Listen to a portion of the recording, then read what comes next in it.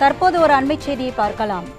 முதலமைச்சர் ஒரு நிமிடம் பச்சை கொடி காட்டி தொடங்கி வைப்பதற்காக நூற்றுக்கணக்கான பேருந்துகள் 5 நாட்கள் பயன்பாடின்றி நிறுத்தி வைக்கப்பட்டுள்ளன. நிதிச்சுமையில் இயங்கும் போக்குவரத்து கழகங்களுக்கு வருவாய் ஈட்ட வேண்டிய பேருந்துகளை பல நாட்கள் நிறுத்தி வைப்பது நிர்வாக ரீதியாக சரியான முடிவா என்பது குறித்த விரிவான விவரங்களோடு இணைகிறார் தலைமை செய்தியாளர் ஜெயக்குமார். ஜெயக்குமார், வணக்கம். விவரங்கள். வணக்கம் அரசே. அதாவது இன்றைக்கு தலைமைச் செயலகத்தில் தமிழக முதலமைச்சர் அரசு பேருந்துகளை திறந்து வைத்திருக்கார்.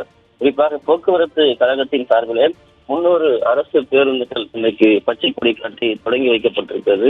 இந்த தொடங்கி வைப்பதற்காக 5 நாட்களாக இந்த பேருந்துகள் காத்திருக்க வைக்கப்பட்டிருப்பதாக அதிர்ச்சி ஊட்டக்கூடிய செய்தியானது வெளியாகியிருக்கிறது.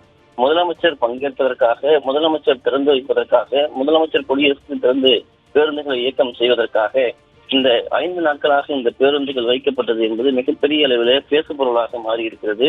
பேருந்து ஓட்டுநர்கள், நடத்துனர்கள் உள்ளிட்ட 600க்கும் மேற்பட்டோருக்கு சென்னைக்கு வெளியே காத்திருக்க வைக்கப்பட்டிருக்கக்கூடிய ஒரு அவலமும் அரங்கேறி இருக்கிறது.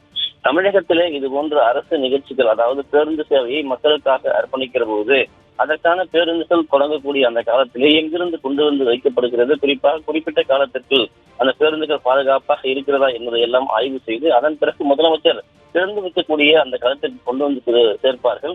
குறிப்பாக இது அரசனுடைய பணிமனைகள் இருந்தால் இந்த பேருந்துகள் கொண்டு வரப்படும் என்பது குறிப்பிடத்தக்கது. குறிப்பாக ஒரு நிமிடத்திற்கு இந்த திறப்பு விழா நிகழ்ச்சிக்காக 5 நாட்கள் வரை இந்த பேருந்துகள் காத்திருந்திருக்கிறது என்றால், இந்த பேருந்துகள் காத்திருப்பில் வைக்கப்பட்டிருக்கக்கூடிய நிகழ்ச்சி என்பது மிகப்பெரிய அளவில் இன்றைக்கு அந்த ஓட்டுநர்கள், நடத்துனர்கள் எல்லாம் இதற்காக காத்திருக்கிறார்கள் என்றால் அவருடைய வேலை நேரம், இதற்காக பொது சேவையிலே ஈடுபடுத்தக்கூடியவர்களுக்கான அந்த பணியிலே அவர்களை எல்லாம் விடுவித்து இதற்காக காத்திருக்க வைக்கப்பட்டிருப்பது என்பது மிகப்பெரிய ஒரு கேள்வியாக மாறி இருக்கிறது. இந்த நிலையெல்லாம் தற்போது தலைமைச் செயலகத்தில் முதலமைச்சர் இந்த 300 புதிய பேருந்துகளை திறந்து வைத்திருக்கிறார்.